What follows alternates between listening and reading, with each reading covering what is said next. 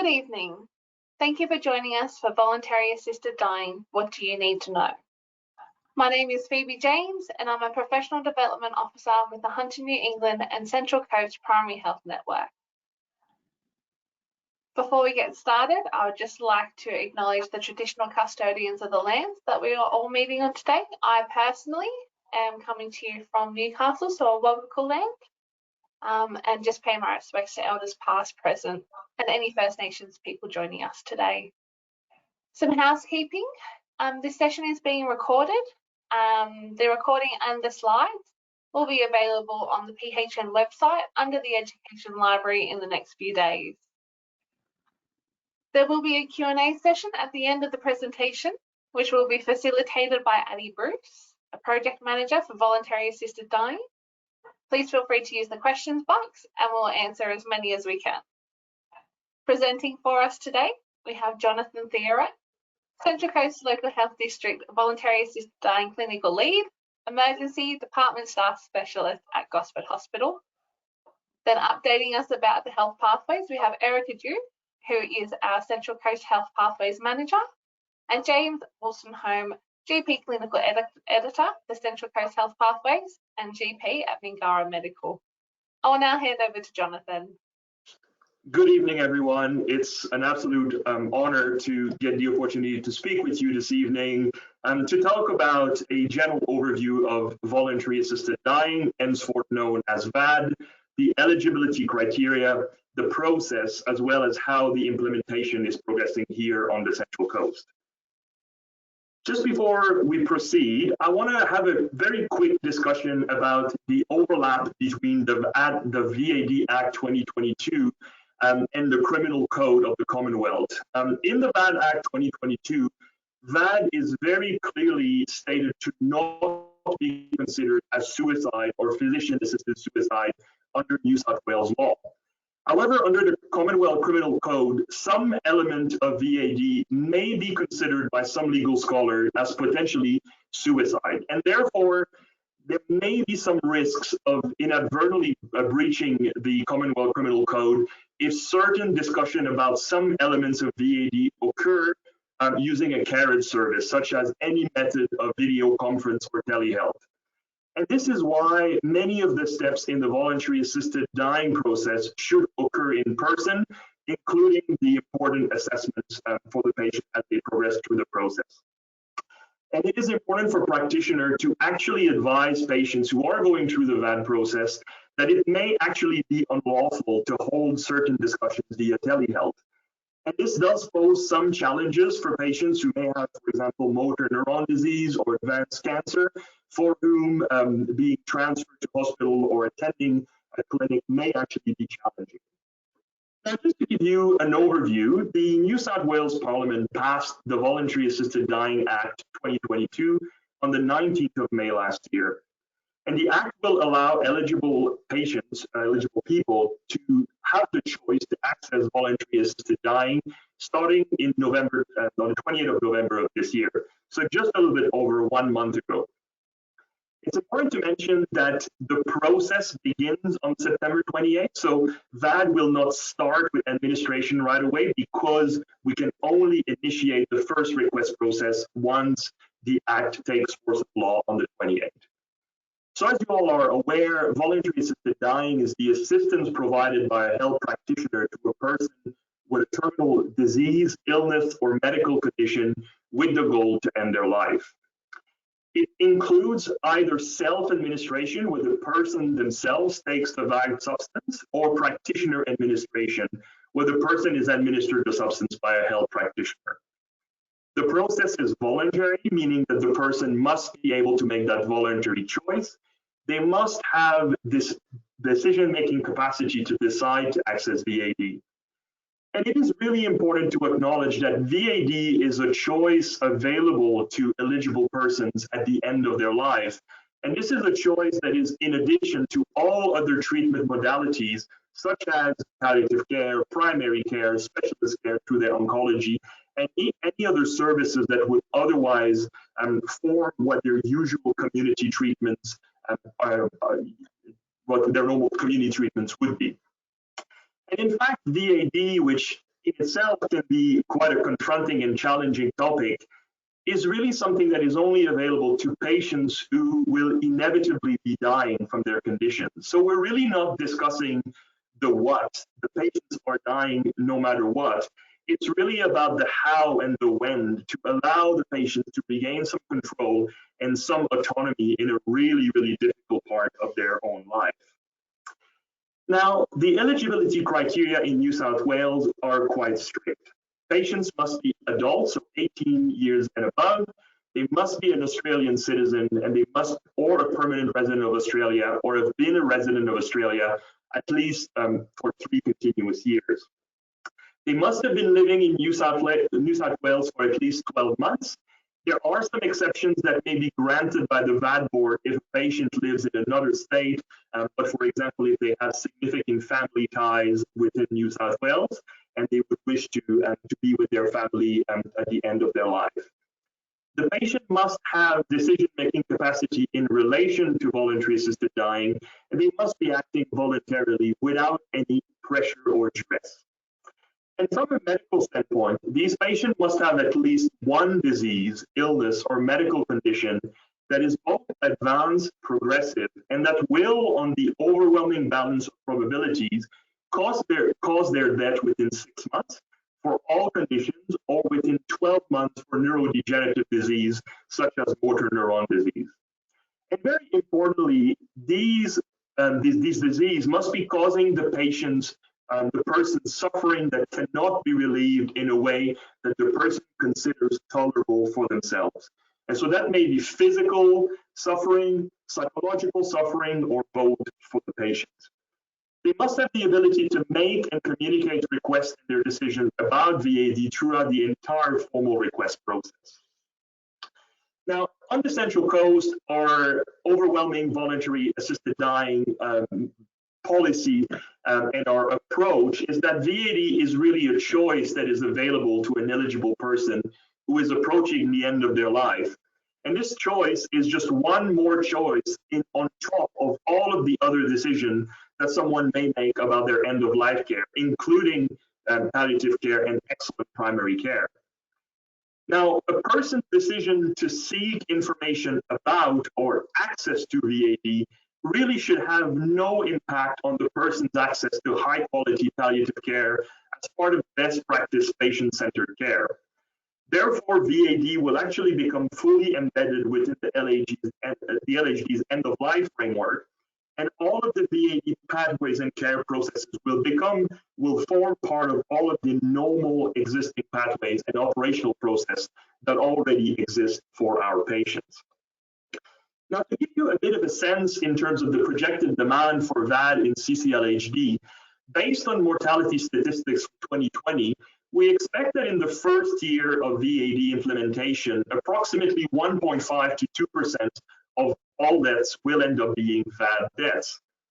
Now, the number of first requests may actually be underreported. So to give you an idea of really the importance of maintaining excellent community care and palliative care, there's a large number of patients that may undergo the first request, so we anticipate 130, but at each step of the process, the number of patients actually declines. And that may be for a number of reasons. It might be that patients lose medical decision-making capacity. It may be that the patient chooses not to proceed or chooses to pause the VAD assessment process, or it might be that the patient dies of a natural cause. And so underlying the VAD process, all of the existing medical and palliative care must continue because patients may not actually proceed down the entire pathway.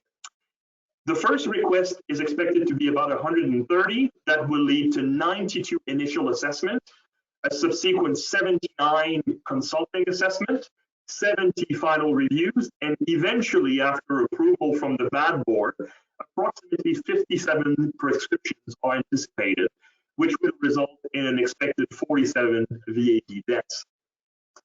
The Central Coast Local Health District project team has actually developed a robust evaluation plan that will monitor the service activity locally and report on that at 3, 6, and 12 months.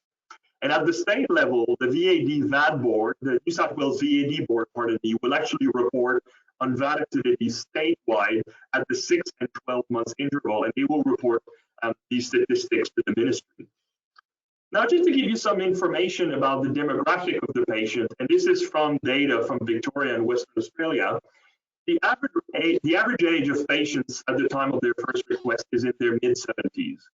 Most patients initiate that first request from their usual place of residence. And what we mean by that is these patients will be in the community. So they will either be making the first request to yourself as their treating general practitioner, or their medical oncologist or their specialist when they are in the community or in the outpatient setting. The majority of the patients are of an English-speaking background, so that does highlight some concerns about accessibility of VAD services in linguistically and culturally diverse group, and that is specifically addressed in the VAD Act. Most of these patients will have engagement with palliative care services. Approximately 80% are from metropolitan area. There is a small number of Aboriginal and Torres Strait Islander patients that are utilizing VAD service. There's been extensive consultations with Aboriginal health services to really make sure that the Indigenous population do not get left behind and are able to access culturally and linguistically appropriate care when it comes to VAD.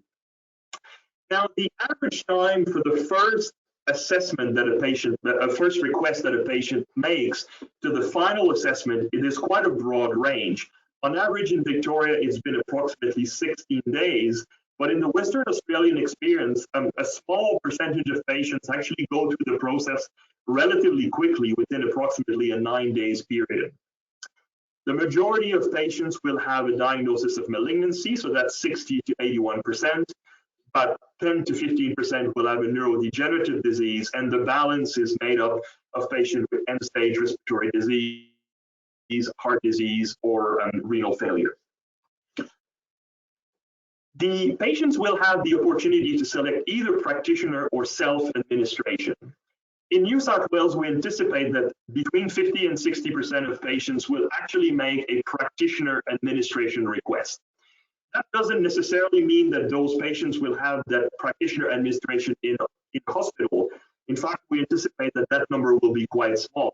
In many instances, when a patient makes an election to have a practitioner administration, the administering practitioner will travel to the patient's place of usual residence and can facilitate the administration for the patient. There'll be a small number of these VAD deaths that may occur in an acute setting, and the balance will be in a subacute residential aged care facility type of environment. Now, who is eligible to provide voluntary assisted dying services? Essentially, there are quite strict requirements, but equally, everybody, including a general practitioner and including community practitioners, are encouraged to become authorized practitioner under the VAD Act if they are eligible. So essentially, the Act describes practitioners as authorized practitioners. So these are physicians who have met the eligibility criteria and have completed the mandatory training. There are 3 specific roles under the umbrella of authorized practitioner. The first role is that of the coordinating practitioner. This is the physician that receives the first request and conducts the first eligibility assessment for the patient. And this is also the practitioner that will accompany and support the patient throughout the entire VAD process. And this is a fairly involved role that will take anywhere between 6 to 10 hours of clinical commitment with the patient. So this is quite a substantial clinical role. The second role defined under the authorized practitioner is that of the consulting practitioner. This is a practitioner that performs the second eligibility assessment completely independently of the first. Now, this practitioner comes in, parachutes in, conducts that second assessment, and then provide the report to the VAD board, but no longer has any ongoing involvement with the care of the patient. The last role is that of the administering practitioner. By default, the coordinating practitioner will be the administering practitioner, but there is also an opportunity for that role to be transferred to another practitioner who will be basically providing the substance if the patient makes a practitioner administration decision. The eligibility criteria are slightly different for either role. So for the coordinating and consulting practitioner, one must hold specialist registration or general registration and have practiced for at least 10 years in Australia, must have completed the approved training, and must meet all of the other regulation. They obviously must not be a family member of the patient and must not know or believe that they will benefit financially or materially from the death of the patient beyond any reasonable professional fees. The administrating practitioner can be also a medical specialist or a general physician who has practiced for 5 years, can also be an overseas trained specialist, or can also, interestingly, be a nurse practitioner and playing that role. Now, it's very important to stress that practitioner involvement in the VAD process is very strictly opt-in. And this is to really protect the rights of any conscientious objectors not to participate in the VAD process. And so if someone has a conscientious objection, which may arise out of moral, ethical, cultural, or religious factors, that healthcare provider has the right to refuse to participate in the request and assessment process for VAD, can refuse to prescribe, supply, or administer the VAD substance, and can also refuse to be physically present at the time of the VAD substance administration. However, even conscientious objectors do have some specific obligations that are spelled out under the Act. And specifically, as this pertains to yourselves as general practitioner, the Act is very clear and uses quite strong terminology stating that it is unlawful for the treating practitioners to withdraw any services that would usually be provided to the patient's family, or any of the close contact because of a patient's request for VAD. And so what that means practically is, if you are the general practitioner for a patient and you are a conscientious objector, your patient discloses to you that they've made a request to access VAD, you are not allowed to stop looking after the patient and providing the usual care that you otherwise would. And that is really, really a key message that I want to convey to all of you. The New South Wales Voluntary Assisted Dying Clinical Practice Handbook has been released in the last week or so. It is a very substantive document of 197 pages long, and it details the entire process in a lot of detail, but is also very practical. It's a handbook that's primarily used for authorized practitioner, but it may be a great resource for any practitioner or a healthcare organization that wants to understand a little bit better how VAD will work in New South Wales. And this handbook is actually available for all of you on the New South Wales Health VAD website. There's a specific subsection for healthcare practitioner, and you can download this clinical practice handbook directly from the website. Now, this slides outline a quite high-level overview of the VAD framework and how the process actually operates. The process begins when a patient makes a first request, and we're going to go into great detail what constitutes a first request legally under the VAD Act. But once a patient makes a first request to a practitioner who is eligible, and when that practitioner accepts that first request, the practitioner becomes the coordinating practitioner and fulfills the first eligibility assessment. Once that is complete, the documentation is submitted in the secure VAD portal, where all of the documents are handled in a confidential and highly secured manner. After that, the patient then progresses to a second eligibility assessment by the consulting practitioner, who will also complete the relevant documentation and submit that through the VAD portal. Once that second assessment takes place, the patient must make a written declaration and then a final request. And the coordinating practitioner then performs a final in-person review, at which case, when all of these information have been submitted, the application goes to the VAD board. Now, the VAD board operates at the statewide level, and its role is to actually operate the VAD Act and actually issue the substance authorization. The board is made up of 5 members, two are medical specialists, two are legal specialists, and there's one board administration specialist. That board ultimately has the final say in reviewing, approving, or refusing each application. Once the board issues a substance authorization, the coordinating practitioner meets with the patient, makes an administration decision, and then prescribes the substance. Once the substance has been prescribed, it will be procured by the authorized supplier. In New South Wales, there is a centralized statewide VAD pharmacy, which is hosted at Royal North Shore, and that pharmacy team will actually hand deliver the VAD substance to patients when they've made a self-administration decision, or will deliver it to the administering practitioner. The VAD substance can be taken at home, in an aged care facility, or in the hospital. Any substance that is left over after administration, or if it's not taken because the patient has passed away of natural cause, will be returned to a authorized disposer. Now, you'll notice at the bottom of the screen the notion of the Care Navigator service. The Care Navigator service is there to actually provide all the support and information to the patients, their relative, the practitioner, and all of the community members throughout the entire process. The Care Navigator can also assist in connecting patients who may have difficulty accessing an authorized practitioner.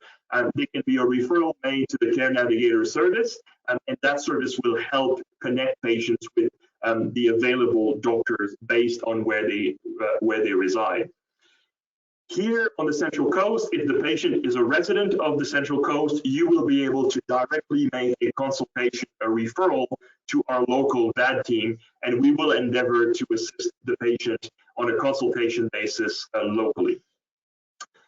Now, there are some other obligations that are discussed under the Act, specifically as it pertains to discussing VAD with patients. So if a patient initiates the VAD discussion with yourself during a medical consultation, as their treating GP, you are able to discuss VAD openly, obviously commensurate to your level of expertise and your level of knowledge of the VAD Act. But if the patient approaches you, you can openly discuss VAD as an option amidst all of the other options that are available at the end of life.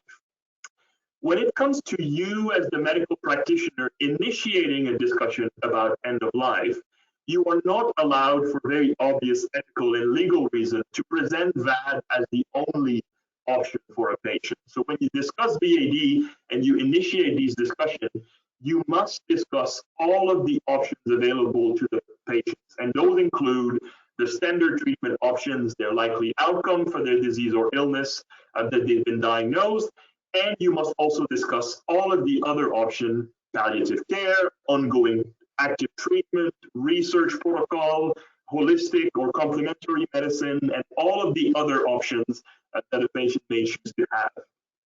Now, the same goes for any other healthcare worker, such as nurse practitioner or any of your healthcare staff. They cannot initiate a discussion about VAD or suggest VAD unless in that same discussion, they also advise all of the other palliative care and treatment options that are available.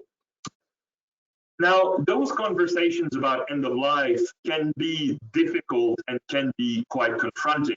This is something that as general practitioners, you do day in and day out and do brilliantly. The introduction of voluntary assisted dying, if anything, does add a degree of complexity, but the same principles of any end-of-life conversation actually are maintained. So you must recognize those challenging and the complexity of end-of-life decision-making. It must be patient-centered and patient-driven.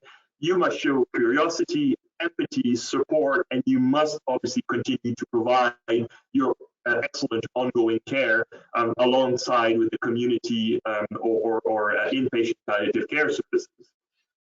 The VAD handbook does provide some excellent resources if you wish to further refine your communication skills around those end-of-life difficult decisions, and they are incredibly helpful, and you can access those completely freely.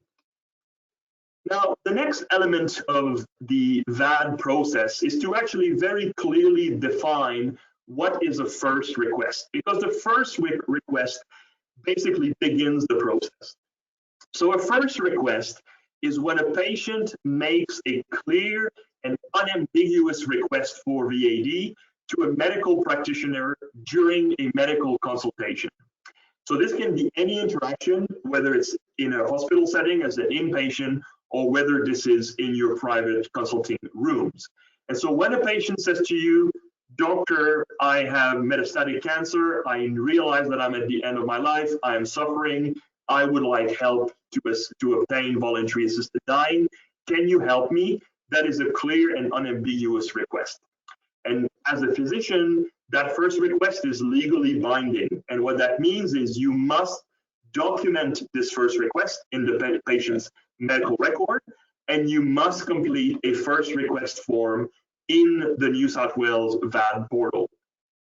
Now, if you are not an eligible authorized practitioner under the Act, or if the patient is not eligible under the Act, you must refuse that first request, but you still must record that in the health record and in the New South Wales portal.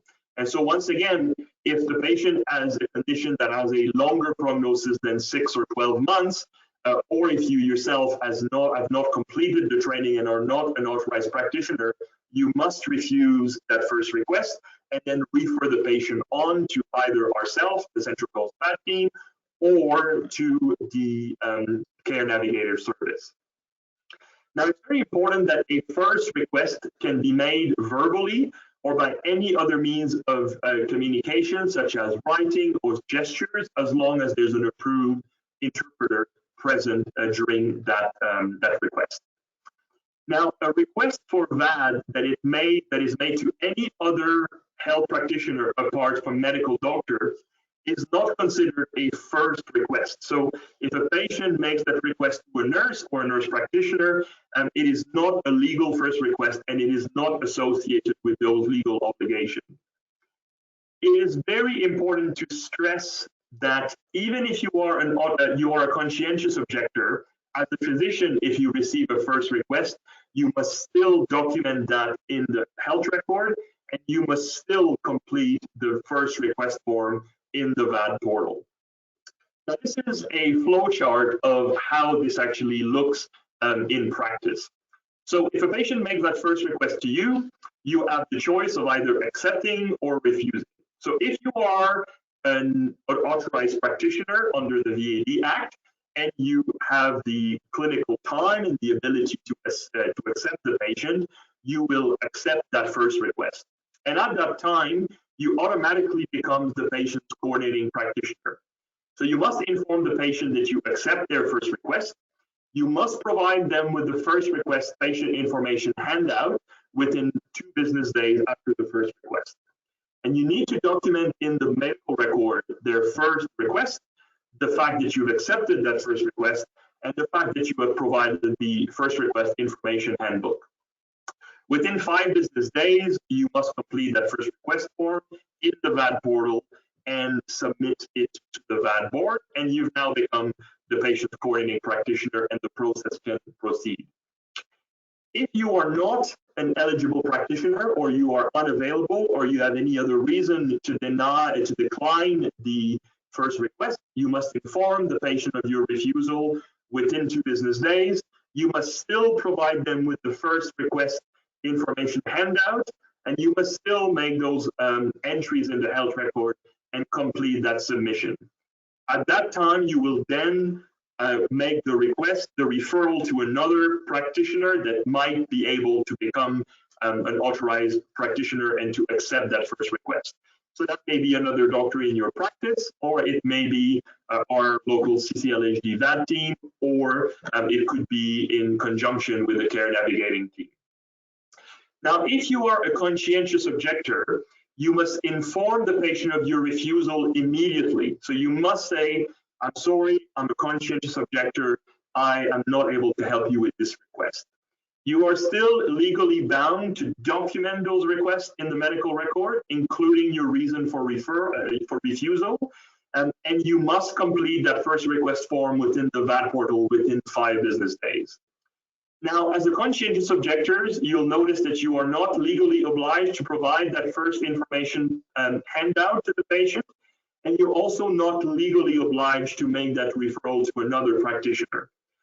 However, it is considered professional standard to do so, in the same way that if a patient requested the morning after pill, for example, and you were uncomfortable doing so, the professional standard would be that you refer to a colleague of yours that you would be able to assist the patient. So if you object, you must not hinder the patient's right and the patient's autonomy to access VAD if they are eligible.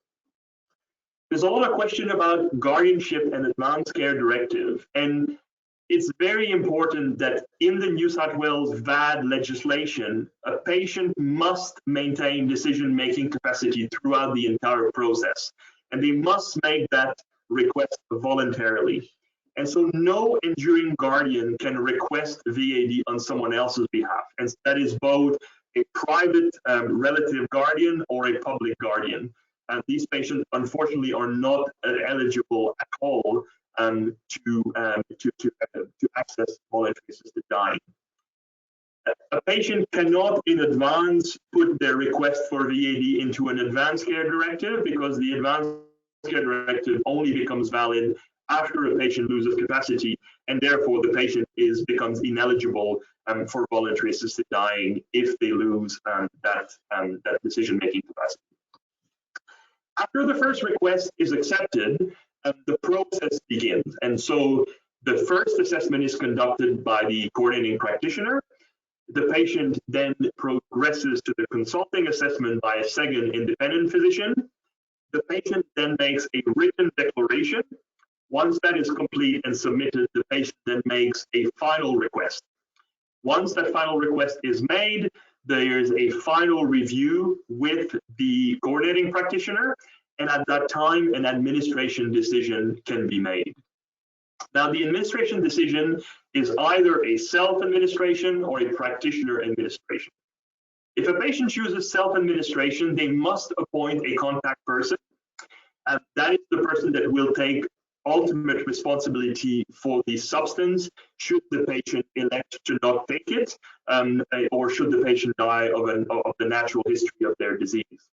Once that contact person has been nominated, an application for substance authorization is made to the board.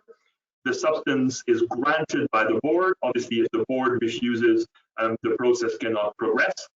The prescription is then written and sent to the voluntary assisted dying pharmacy service.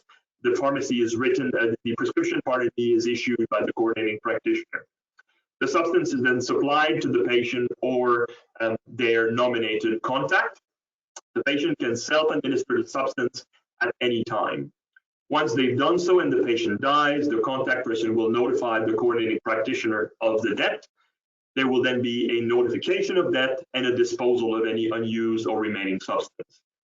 In the event of the practitioner administration process, there essentially is an application by the coordinating practitioner and the administering practitioner for issuance of the substance to the board, and then the substance is supplied to the administering practitioner. Once again, by default, the administering practitioner is the coordinating practitioner, but the coordinating practitioner is able to transfer that role to another administering practitioner. Once the substance gets administered in the presence of an eligible witness, there will be notification of death and then disposal of any unused substance.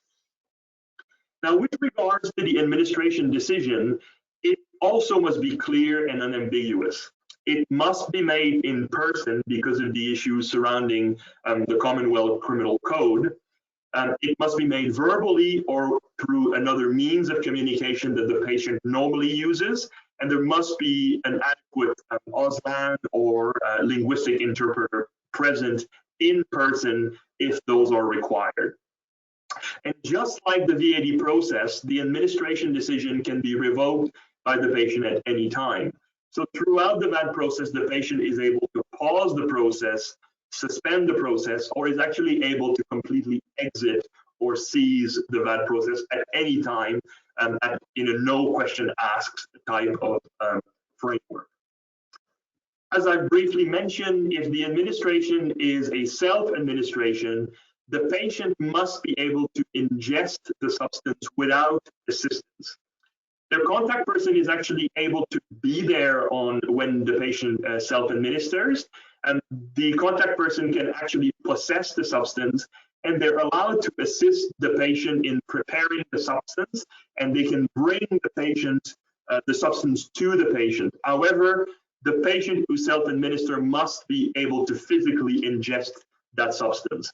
So this is obviously important in the case of patients who may have declining motor skills or motor functions, such as the patient with neurodegenerative disease. If there's a decision for practitioner administration, the authorized supplier will prepare and supply the substance directly to the administering practitioner. The administration will need to be scheduled either in the patient's usual residence, or if the patient elects to have the administration in hospital, a booked admission under the VAD service, under the VAD team, can be arranged. There needs to be a witness present at the time of administration. The patient must have decision-making capacity on the moment of administration, and of course the patient must be acting voluntarily and not under any kind of pressure or duress. And it's very important that the patient's decision to access VAD must be enduring. Now, in terms of the substance management, if a patient makes a self-administration decision, the substance will be delivered by the pharmacy team directly to that patient and or their contact person face to face. The substance is delivered in a locked box. The patient is allowed to have that box with them at any time. It is considered a personal belonging, and the patient must have the key to that locked box on their person at all times. The pharmacy team will directly explain to the patient and their contact person how to prepare the substance and how to administer it. Now, if there's a practitioner administration, the substance will be handled based on the place of employment or based on the service, the hospital local policy.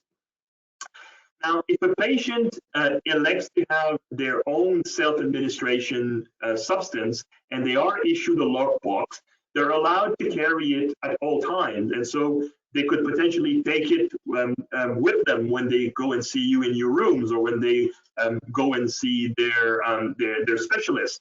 They could take it with them to the hospital if they're coming in for a respiratory tract infection or following a fall and a wrist fracture. They're allowed to bring that lockbox with them at all time when the medication has been issued to them. Now, obviously, in hospital, we will encourage patients to keep their substance, their lockbox, at home with their contact person, and only bring it into the hospital when they're ready to self-administer. But the patient still legally has the right to have that substance brought with them and have access to it 24/7. And so the facilities must make sure that the substance is stored safely, but also that the patient will not have their access to their bad substance hindered in any ways. The medical certificate of cause of death has recently been updated to include voluntary assisted dying. That new form will be made available in mid-November. And it actually reflects the legal requirement for practitioner to include voluntary assisted dying and the underlying cause of death on that medical certificate of cause of death. So you can still use the old forms when patient dies of any non-VAD, a non-VAD death, but for any VAD death, you must ensure that you use the voluntary assisted dying compliant form. There will be a new question that asks, did the person die as a result of administration of a voluntary assisted dying substance in accordance with the VAD Act? And you will tick yes if that's relevant. So I'll show you what this new form looks like. So you will see that this is a voluntary assisted dying compliant form. The new question, did the person die as a result of administration of a VAD substance? You would click yes. And in the cause of death, so if you answer yes, you record the disease, illness, or medical condition that made the person eligible for VAD as the cause of death. So for example, in the description of illness, you would write metastatic lung cancer. And this is what would appear on the patient's death certificate. The death certificate would not directly state that the patient died from VAD. And as I mentioned, for any non-VAD death, you are able to use the old form, but you may use the revised form for all patients when it becomes available. Now, in terms of the implementation on the Central Coast, we've had a very extensive involvement at the executive level with the creation of a steering committee that has been overseeing the development and the implementation of the program. This has been chaired by our Executive Director of Acute Care Services, who's the executive sponsor. And there's been extensive involvement from the PHM, from Hospital in the Home, and a large number of LHD representatives.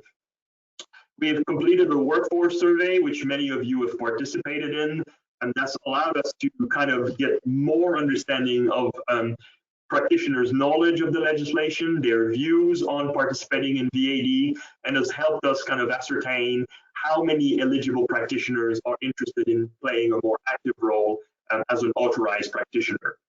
Over the past several months, we've delivered a large number of presentations and information to executive manager, clinician across cancer services, neurology, respiratory, palliative care, and ICU across the district. And we've been networking heavily with CCLHD Cancer Services to identify the really important touch point for our patients. We've developed hospital pathways to support staff in responding to these general requests and to support patients throughout the process and being able to escalate any general question that they may have. We've also really had a significant focus on staff well-being, and so there's going to be extensive staff supervision, pre-briefing, debriefing, as well as well-being checks and access to the employee assistance program for the staff member who are directly or indirectly involved in VAD. We'll also get a short presentation shortly from Erica from Health Pathway, and that will provide an update on their excellent work to facilitate your interaction with the VAD service. Now, our Central Coast model of care is aimed to deliver high-quality, person-centered care for patients who choose to access VAD on the Central Coast, as aligned with the VAD Act 2022. We're going to be a centralized service that will act as a consulting service, and will be ready for the 28th of November. And it will be accessible to all Central Coast residents, and we have recruited our local team. Now, it is important for everyone to be aware that we are effectively a consultation service. And so that means that we don't necessarily need to be heavily involved. If you practice as a number of authorized practitioners and you are able to provide that care and that service to your patients within your practice setting, that is absolutely allowable and strongly encouraged under the Act. And you do not necessarily need to consult the VAD service, but we are there to assist you and your patient should that be required. We want to provide timely and equitable access to patients on the Central Coast. And we really want to seamlessly embed VAD within our existing systems and processes, particularly around those conversations about end of life. And we really want to make sure that our patients are treated with dignity and that their autonomy is respected, regardless of whether they choose to proceed with VAD or not. Our Central Coast VAD service will include our centralized team made up of myself as a medical lead, a program coordinator, and administration support. We operate in hours, normal business hours out of Gosford Hospital. What is part of our scope is to connect patients to authorized practitioners. We will be providing the authorized practitioner role. We will be admitting patients to the hospital for the purpose of substance administration. And we'll be liaising with statewide care navigator service to make sure that patients have appropriate access to the service across our district. And we'll be continuing to provide education to all relevant stakeholders. What is out of scope for our service is to provide direct advice or guidance over the phone. This is what the care navigator service will be there to provide.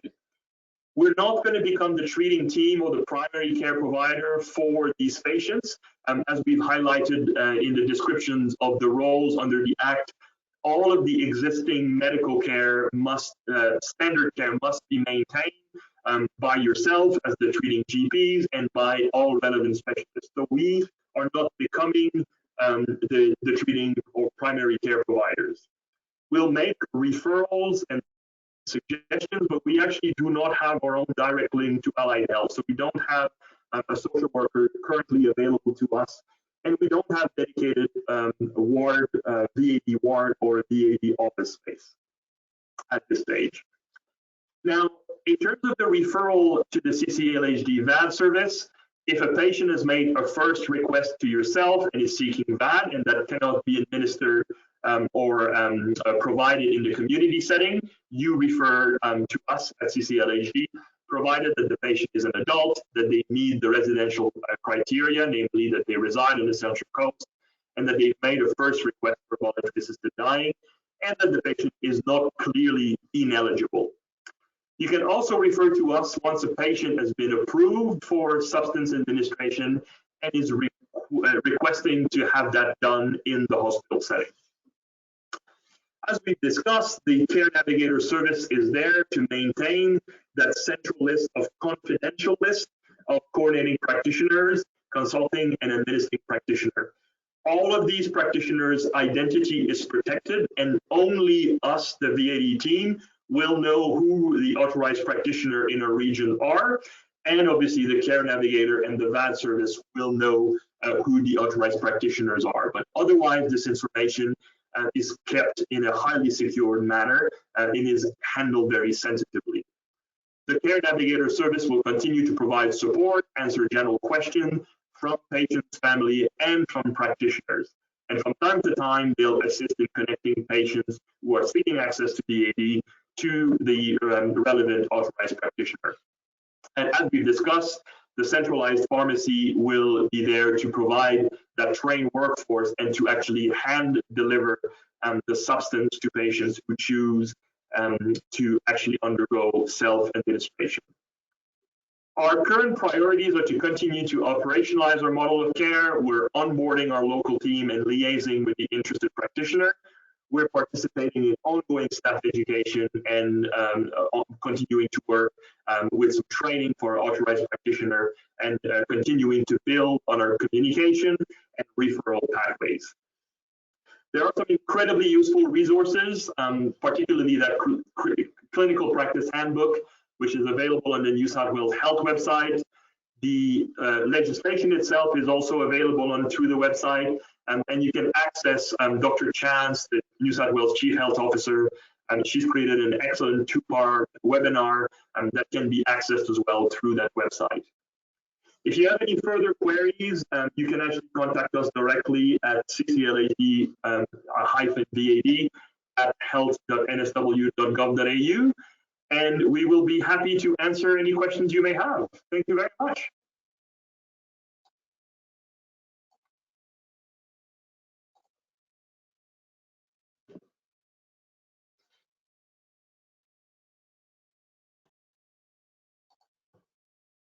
We're just bringing up the presentation. Okay, James, are you ready? Yeah, yep, all good. Thanks very much, Jonathan, for taking us through that process. I'd just like to talk briefly about the Health Pathways program and the Voluntary Assisted Dying page that we have there. So on the screen at the moment, for those of you not familiar with Health Pathways, this is the way that you can access it. The username and password there intended for health professionals and the website name. We also have an associated patient information site, which doesn't require a password. You can just be accessed through the link there. For those of you not familiar with Health Pathways, the purpose of the site is to provide information and guidance on a variety of subjects, and voluntary assisted dying is just one of the pages that we have brought online recently. If you could take us on the next one, please, Erica. There we go. Thank you. So this is the relevant part of the Health Pathways site for voluntary assisted dying. The page can be accessed either through searching for voluntary assisted dying specifically. You can see there's a search box in the upper right part of the screen there. It is also included in the palliative care section. So if you're searching through for palliative care, it's included in the list of pages that are potentially relevant to that.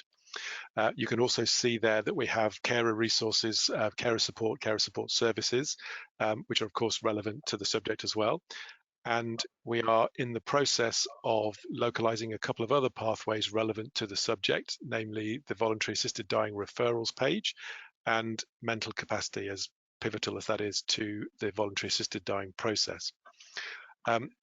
We'll now show you the voluntary assisted dying page as it currently is on the site. So this is the page. Now, for those people that are familiar with health pathways, you'll notice that the format of this page is a bit different to our usual. We usually divide our pages into assessment, management, and referral. When the voluntary assisted dying legislation first came out, the information wasn't really adaptable into that format, so we've used this format instead. So people may come to the site with specific questions that can then be answered by clicking on the relevant pages there. As we've learned, though, the clinical practice handbook has just been published, and the majority of the new information in that is yet to appear on this page. It was only published a week ago, the handbook, and so we haven't yet had opportunity to bring that information in. But over the course of the next 2 or 3 weeks, the information from the clinical practice handbook, which primarily specifies the actual process, as we've heard from Jonathan, will be incorporated into this page. And whilst we do that, we will revert to the usual assessment, management, and referral format. So just as an example here of one of the drop-down boxes, we've heard about the medical practitioner roles in supporting VAD, and this box takes you through the detail regarding that. There's a bit more detail available now, but this is the sort of bare bones of it. And at the bottom of this section, you can see that there's a link there to the Voluntary Assisted Dying portal, which is where applications for becoming an authorized practitioner can currently be accessed. So I think so there's a button there on the site applying to be an authorized practitioner. So that's linked to through the page as well. And then down the bottom of the page in the information there, so for health professionals information section, thanks, Erica. So there's a list of resources there which are relevant, and chief among them is the Clinical Practice Handbook, which we've heard about, and links to the portal and other associated services, end-of-life care, palliative care, and so on. And again, the information on this page will be updated over the next 2 or 3 weeks to bring it in line with the current state of information and reflect the more formal procedures now set out in the handbook. So that's the page as it stands. It will be updated shortly, and hopefully that information will help people navigate this space. Thanks very much, James. And we might hand back to Addie now if there are any questions.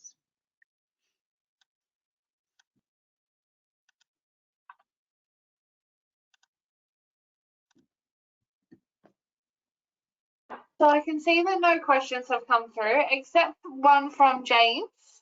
James, if you're happy to ask. Yeah, sure. Thank you. Just Jonathan, when you were taking us through the process, as in the formal process, when it says the final written request, is there any guidance yet on how that's handled for patients who are unable to write? Yes, there is. So for patients who are unable to write, there are specific provisions in the Act that this request can be made, but there has to be a witness present to assist the patient. And obviously, if there are linguistic barriers or if the patient communicates through sign language, there are specific. There is a possibility for that to be legally binding when the patient cannot physically write. Okay, thanks. Okay, we don't seem to have any other questions. Panel in front of me, anything you want to pick each other's brains about? No? Perfect. Well, a huge shout out to all of our presenters tonight. Thank you so much. really in-depth and really helpful, Jonathan. And obviously there's a lot of information that's going to be coming out and a lot of changes. So thank you for keeping us updated. Addie, emotional and moral support, always appreciated. Erica and James, I'm a huge fan of Health Pathways. I'm constantly spruiking excited. I know we're on the same team, but I'm super proud of Health Pathways and thinks that it helps like a lot of GPs on the ground. So thank you for your work. We do have Charles in the background, so I just want to do a sneaky shout out to him. To all of our attendees, thank you so much for spending your time with us. We realise that home time is precious, and you know, often dinner time on really bad days, it can be extra, squeezing in extra work time. So we do appreciate you spending the evening with us.